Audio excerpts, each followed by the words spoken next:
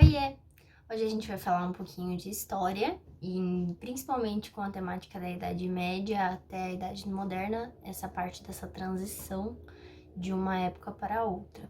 A história geralmente ela é dividida numa visão meio eurocêntrica. O que significa isso? Significa que a gente olha para a Europa, olha o que aconteceu lá e fala, de tal a tal período se chama assim, de tal a tal período se chama desse outro jeito.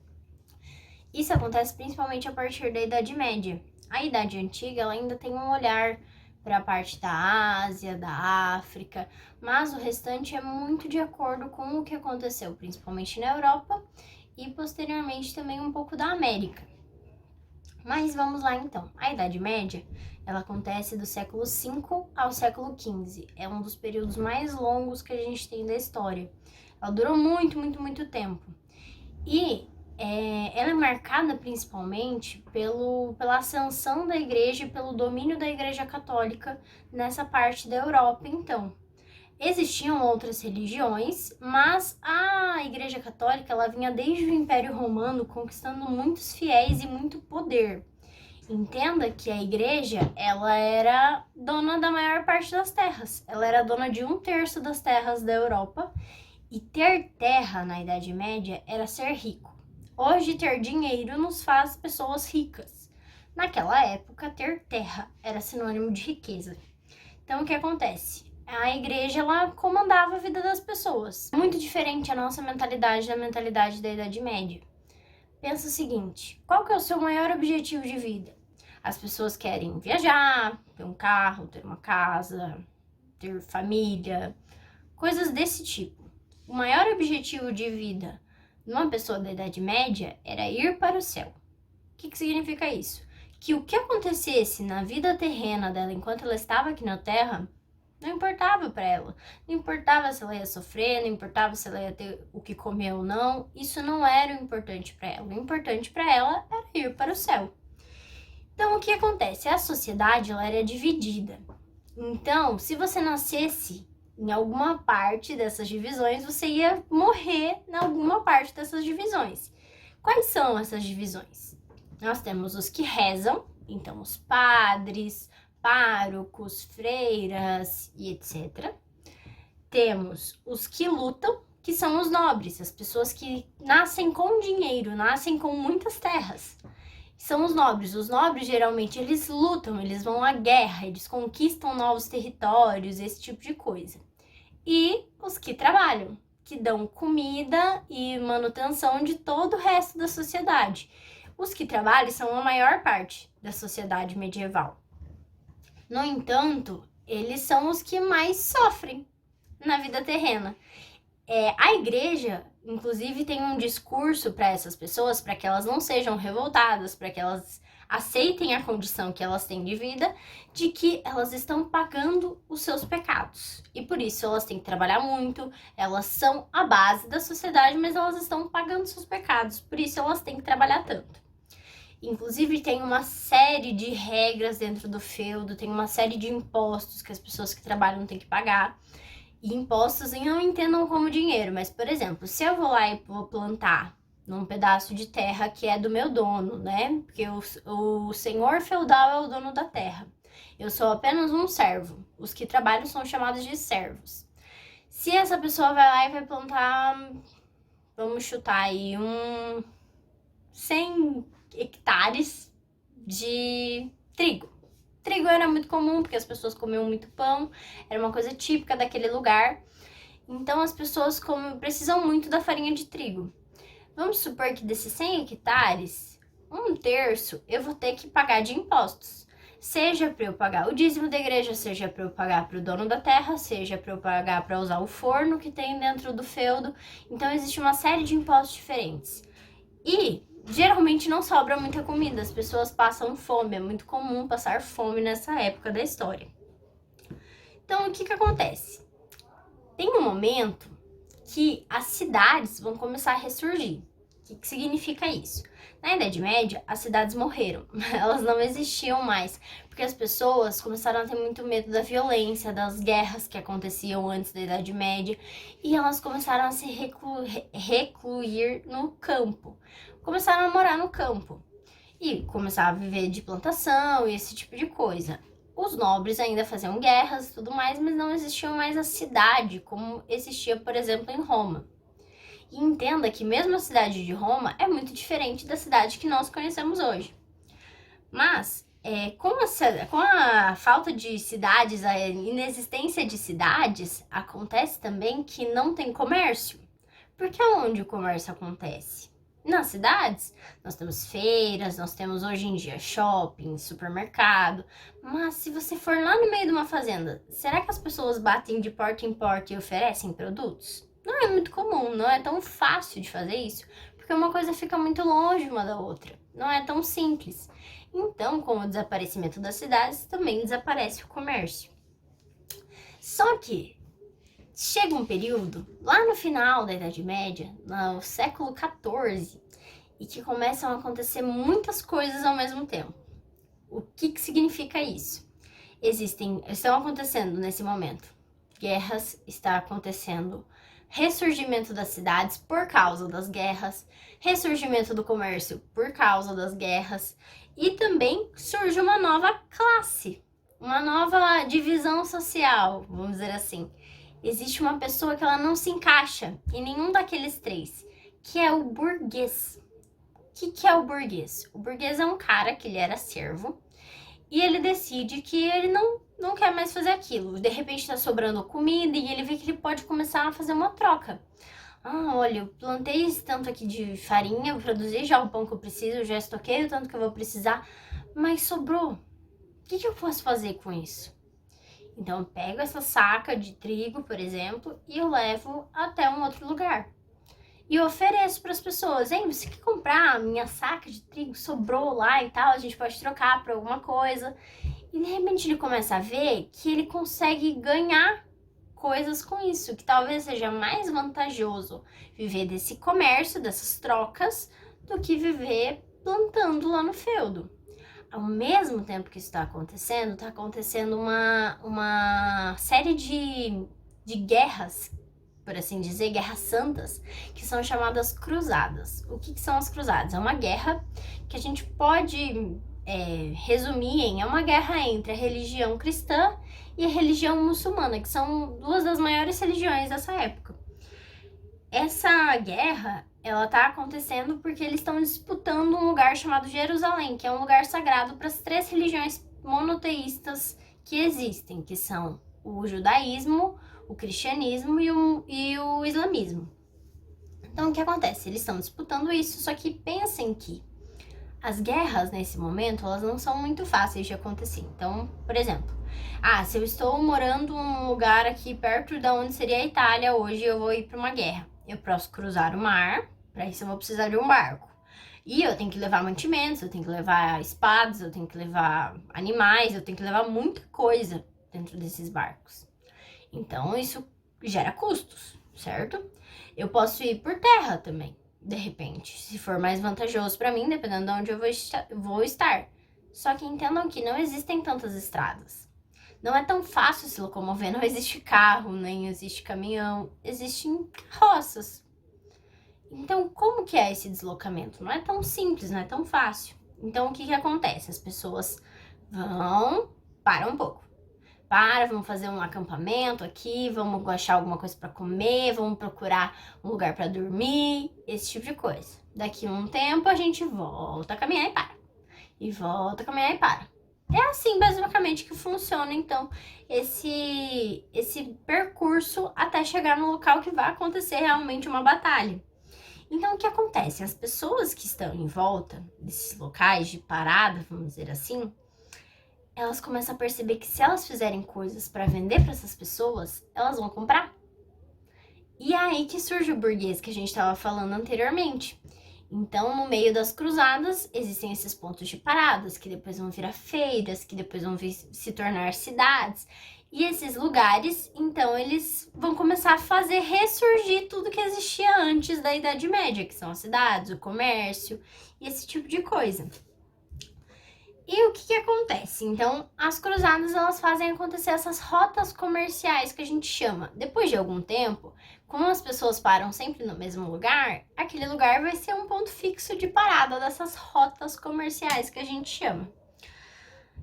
Bom, só que o que acontece nesse meio tempo? Tá rolando isso tudo que a gente comentou até agora, mas acontece uma coisa muito tensa na Europa, que se chama peste negra. O que é isso? Hoje em dia, nós temos os hábitos aqui no nosso país de tomar banho, de lavar as mãos, de lavar os produtos que nós compramos agora com a questão da Covid e tudo mais. A gente higieniza quase tudo, a gente lava muito mais as mãos. Só que esse não era um hábito e também não era tão possível de ser feito na Idade Média. Os produtos, eles vinham principalmente através do mar. Muita coisa vinha dali da África e da Ásia e entravam na Europa através do mar Mediterrâneo. Se vocês olharem um mapa mundi, você vai perceber que o mar Mediterrâneo, ele é um pedacinho de mar que está entre 3 continentes. Então ele é muito prático de fazer comércio, é muito fácil navegar com ele. Porque ele não tem tanta movimentação de ondas, é tranquilo. Então, um pequeno barco já faz o trabalho muito bem. Então, o que acontece? Esses produtos entravam na Europa e esses barcos, eles não eram assim tão limpos. Então, vinham muitos ratos, né, dentro desses barcos. Os ratos conviviam na Europa tranquilamente. Então, tinham ratos na rua, tinham ratos nos porões dos navios. Os ratos, eles eram comuns. Era tranquilo ver um rato por aí andando. Hoje em dia a gente tem pavor de rato, a gente mata os ratos, mas o rato lá, ele era tolerado, vamos dizer assim. As pessoas não tinham tanto essa coisa de ser um bicho nojento e tudo mais. Então, o que acontece? Como eles estavam ali circulando, esses ratos, eles também eram sujos.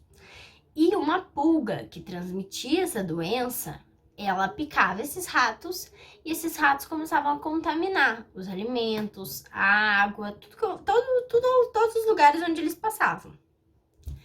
E essa doença era muito facilmente transmitida. Então, simplesmente de entrar no mesmo lugar, a pessoa, ela tossia, ela tinha marcas no corpo, tudo dependia também do grau que essa peste pegava. Mas era uma doença muito fatal para a época.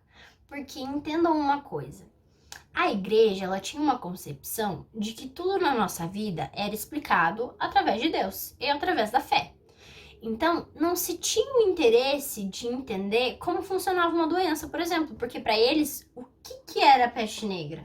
Era um castigo divino. Então, eles deviam ter feito alguma coisa muito errada e Deus estava os castigando.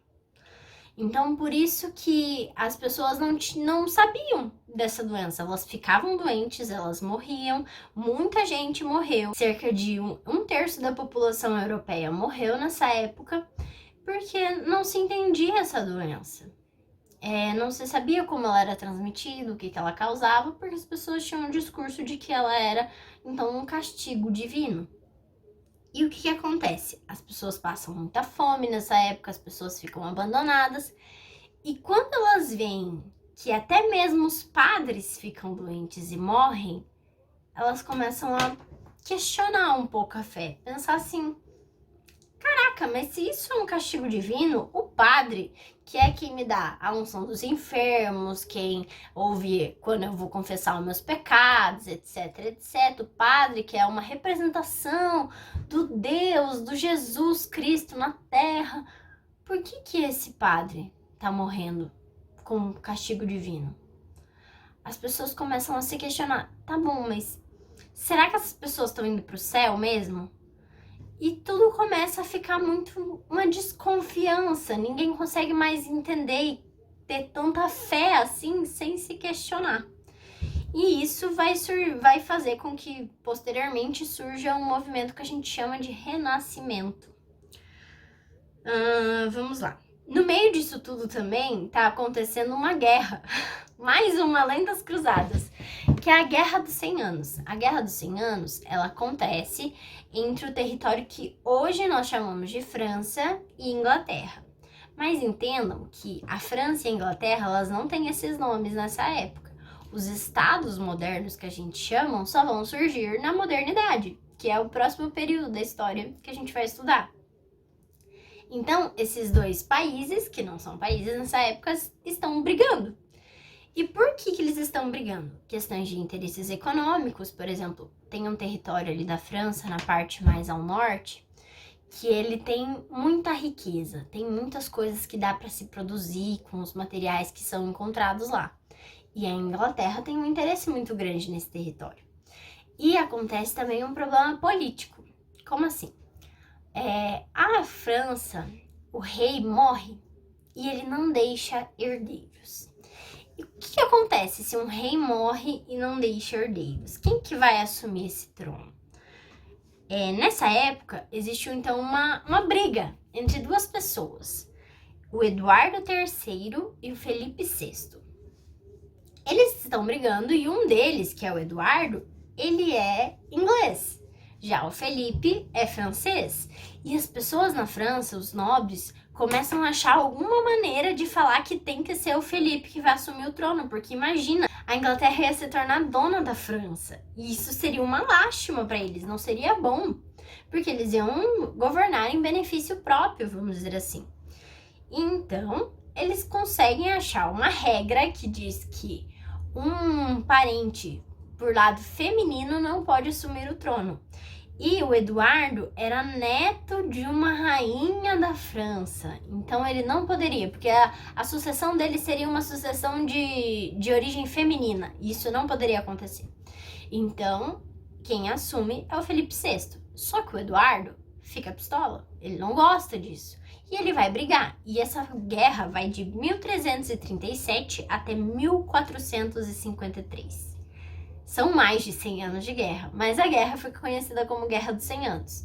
Existem tréguas no meio dessa guerra, entendam que não são 100 anos batalhando mesmo, existem dias marcados para acontecerem as batalhas e tudo mais, mas o percurso se dá ao longo então desses 116 anos. E o que acontece? Alguns pontos que a gente pode destacar que são legais dessa guerra, legais, mas que são interessantes da gente estudar, é que, por exemplo, tem uma personagem muito famosa e uma mulher que se envolve nessa guerra, que é Joana d'Arc. Joana d'Arc, ela vestia-se de homem para poder lutar em nome da França. E, inclusive, depois, ela é queimada viva na fogueira, justamente por ser mulher e tudo mais. E os ingleses afirmavam que ela tinha pacto com o demônio e não sei o quê. Então, toda uma estratégia, vamos dizer assim, religiosa também utilizada. Mas ela tem umas ideias muito boas para a França, vamos dizer assim, ganhar essa guerra. Não existe quem ganhou e quem perdeu nessa guerra. Por quê? Porque os territórios mantiveram-se praticamente a mesma coisa no final da guerra. Tem horas que a Inglaterra ganha mais, tem horas que a França ganha mais, mas não existe exatamente um ganhador, entende? Ninguém saiu, vamos dizer assim, perdendo. Perdendo como? Economicamente, muitas mortes, eles saíram fragilizados da guerra, porque manter uma guerra é muito, muito caro. Então, é como se eles tivessem que tirar os nobres tivessem que tirar tudo que eles têm de dinheiro para enfiar nessa guerra. Então, tem essas consequências, mas não tem exatamente um vencedor, ok? Então, tá. Além disso tudo, a gente também tem algumas revoltas servis que estão acontecendo em vários lugares. Então, inclusive na França tem uma que se chama Jacquerie. Eu gosto muito dessa porque o nome dela é engraçado, sabe por que ela tem esse nome? Porque na França, um nome muito comum que tem é Jacques. Aqui nós temos nomes comuns, por exemplo, Maria, João, Pedro, enfim. Mas lá, Jacques é um nome muito comum. Então, como era uma revolta feita pelas pessoas comuns, vamos dizer assim, pelos servos, que são a maioria, ela se chama Jacquerie, então é uma revolta do Jacques. Muito legal, né? Eu acho muito interessante esse nome. Vamos lá, então. Então, retomando. Nós temos Peste Negra, Guerra dos 100 Anos, Cruzadas, Revolta Servis, ressurgimento da cidade, ressurgimento do comércio, tudo isso ao mesmo tempo. Então, para as pessoas que estavam vivendo aquilo, era muito doido. Hoje, a gente vive um momento histórico, nós vivemos uma epidemia global. Existem outros problemas acontecendo ao mesmo tempo dessa epidemia. E pra gente também é meio angustiante. A gente às vezes fica, meu Deus, como isso tá acontecendo? Acontecem tantas coisas em torno do mundo o tempo todo que a gente fica até meio perdido. Então imagina para essas pessoas que nessa época não tem tanta informação como nós temos, não tem tanto acesso às coisas, não é fácil se deslocar de um lugar para o outro. Eles não têm mercados para ir comprar comida ainda, não tem eletrodomésticos, não tem eletricidade nessa época. Então é bem complicado. A vida é complicada na Idade Média. Então, quando a gente começa a ter tudo isso junto, a gente entra nesse declínio da Idade Média e começa a entrar na Idade Moderna. A Idade Moderna, o comecinho dela é marcado por um processo que a gente chama de renascimento. O que é renascer? É nascer de novo. Basicamente é isso que essa palavra significa. E qual que era a ideia do renascimento? O renascimento ele se deu tanto no campo intelectual, no campo das artes, das ciências, mas ele estava muito ligado ao como as pessoas enxergavam o mundo. Então, antes era muito comum, tudo era explicado com base na fé, na igreja. O ser humano em si, ele era desprezado, ele não tinha muita importância. Por quê? Porque quem era o ser superior e quem comandava tudo era Deus. Então, no Renascimento, a gente vê um pouquinho esse conflito entre o que é sagrado e o que é profano. Profano é meio que o contrário de sagrado. É o que é, vamos dizer assim, mais humano, vamos dizer assim. Então, a gente tem esse conflito entre o racionalismo, a gente tem uma questão de evidência do humanismo, então evidenciar mais o humano, acreditar mais no humano. Tem a questão também do otimismo da vida, porque as pessoas antes viviam, lembra que eu falei que o mais importante para elas era ir pro céu? Agora não, elas são otimistas na vida terrena. Então, nossa, elas querem conquistar coisas, elas vão atrás, elas querem fazer, elas têm uma perspectiva de vida, vamos dizer assim, terrena. Antes a perspectiva de vida deles era ir para o céu. Agora vamos viver a vida aqui na Terra e ser felizes. Tem também uma questão mais do individualismo. Então as pessoas começam a pensar mais no eu, elas começam a ser um pouquinho mais egoístas, vamos dizer assim.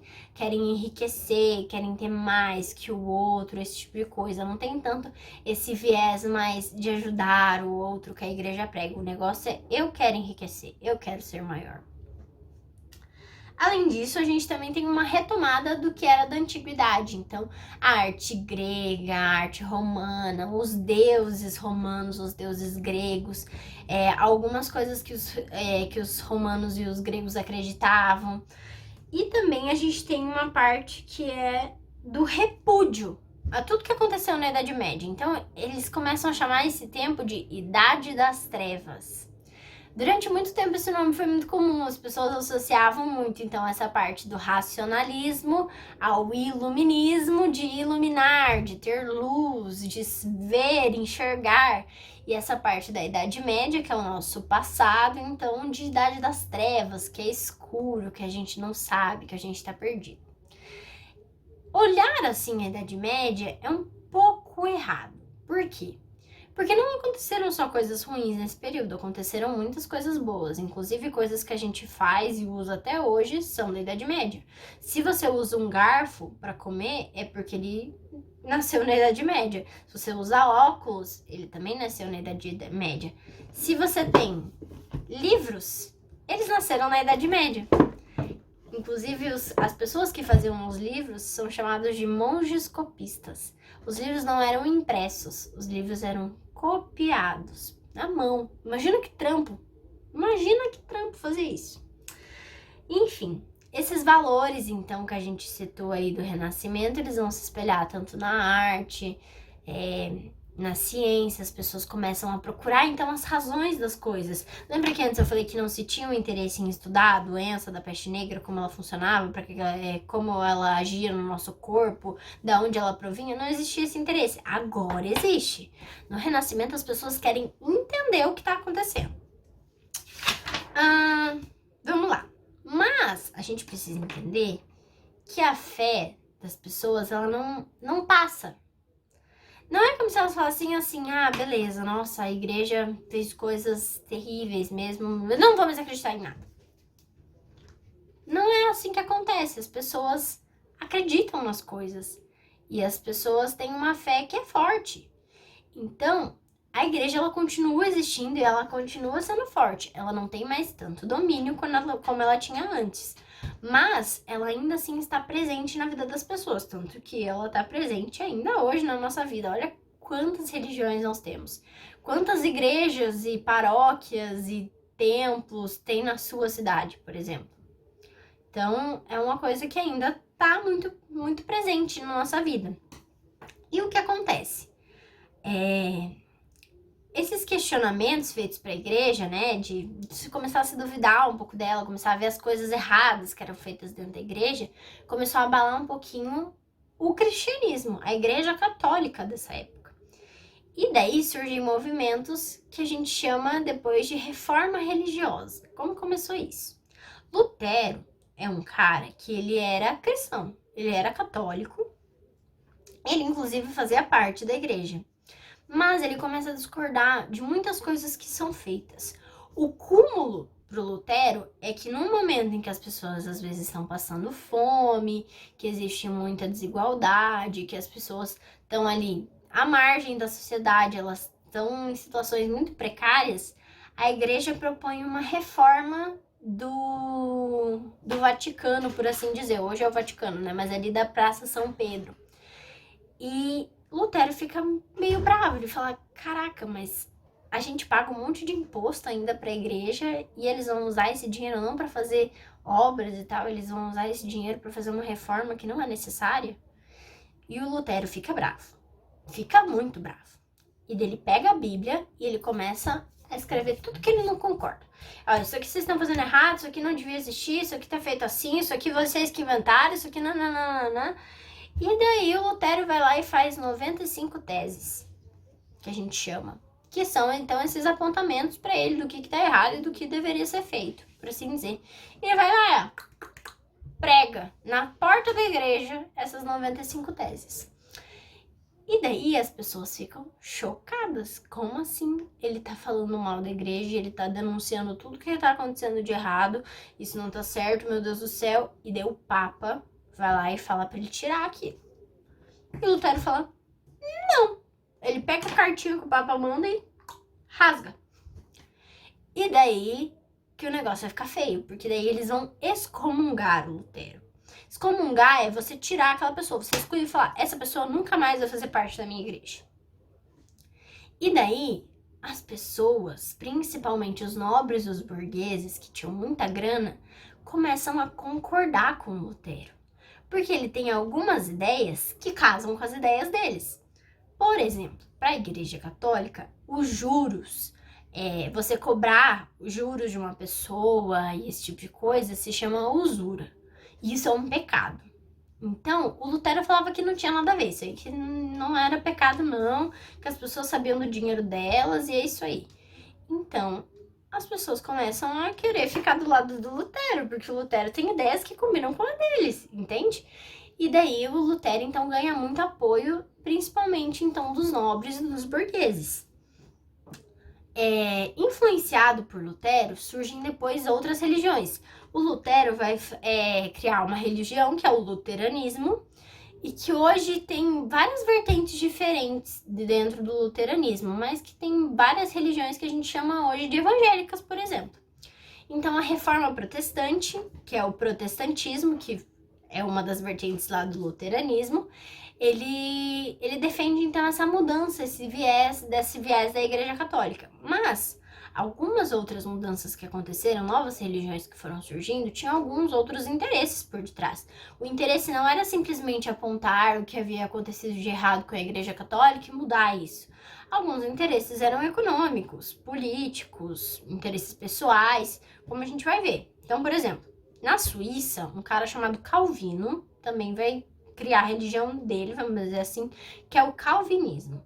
No calvinismo tem várias coisas que são diferentes da religião católica e várias coisas que são diferentes da religião luterana, mas uma coisa que eu acho interessante, ou no mínimo peculiar dessa religião, é que eles meio que tiram a culpa de ir para o céu e inferno. Como que funciona no calvinismo dessa época, tá? Muitas coisas podem ter mudado da religião calvinista hoje para daquela época.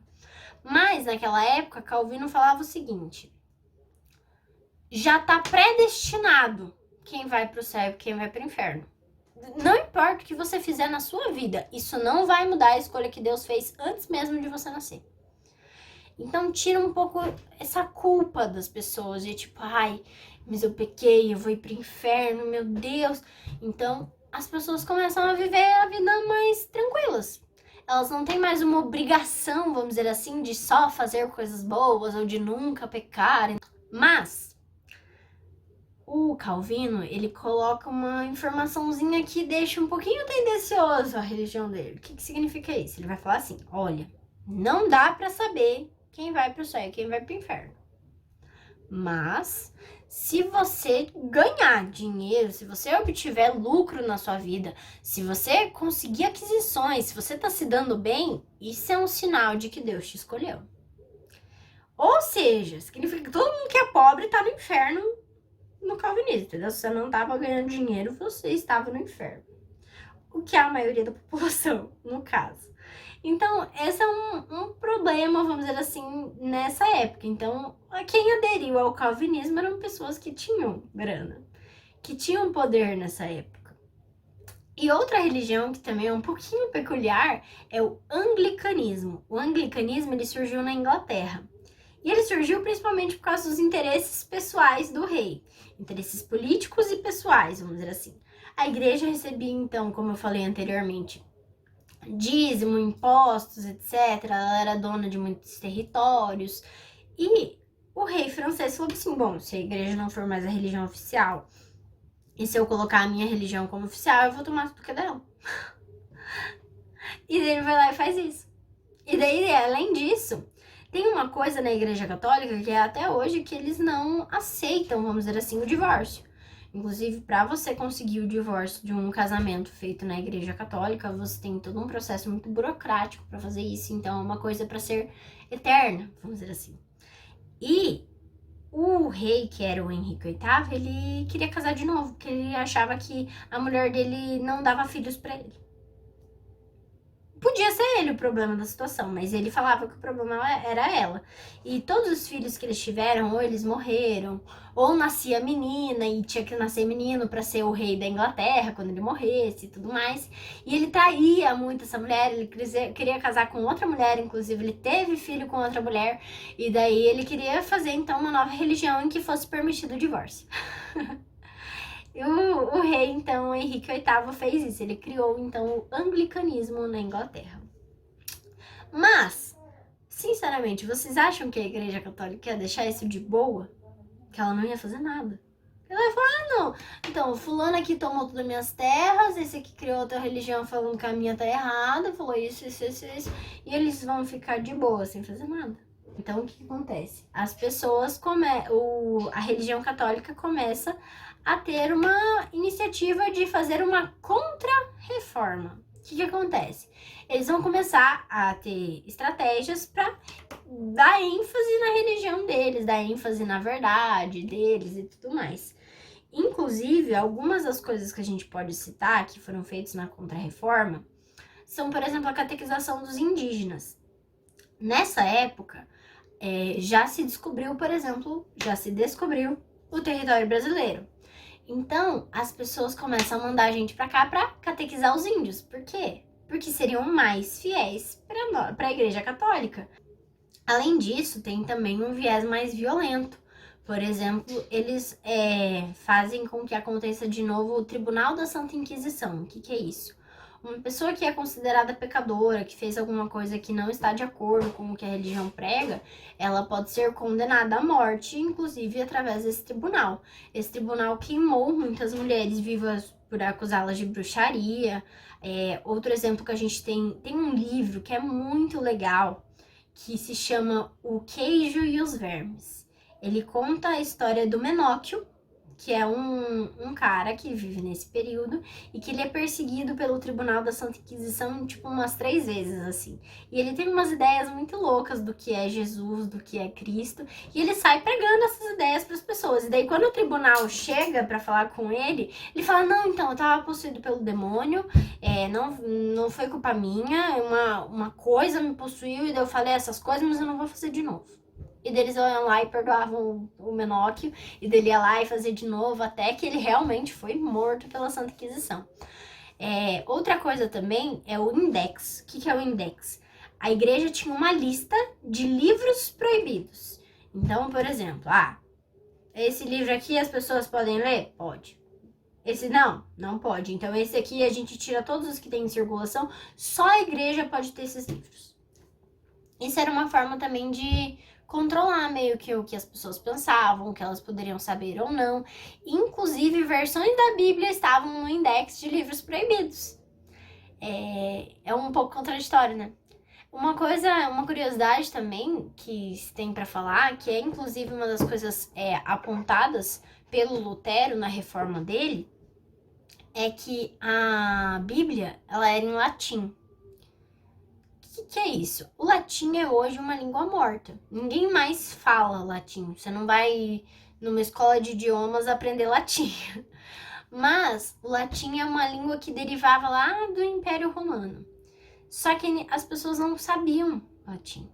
Mas as missas eram rezadas em latim, a Bíblia era escrita em latim. Então as pessoas iam para a igreja e elas simplesmente não entendiam nada do que estava sendo falado.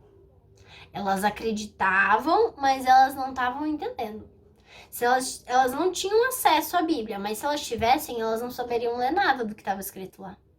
E o Lutero, então, ele lutava muito por ter, então, essa versão, vamos dizer assim, de uma língua local, escrita a Bíblia numa língua local, para as pessoas saberem o que elas estavam lendo, para elas poderem interpretar aquilo e falar, beleza, então tá escrito isso aqui na Bíblia. Bom, acho que é isso. Um resumão básico de tudo. Muito tempo aqui no meio dessa linha do tempo. E ficou um vídeo bem longo, inclusive. Desculpa. Mas a ideia principal dessa transição da Idade Média para a Idade Moderna são esses acontecimentos aí. Bom, obrigado por assistir até aqui. Qualquer coisa, estou à disposição. E é isso. Beijo!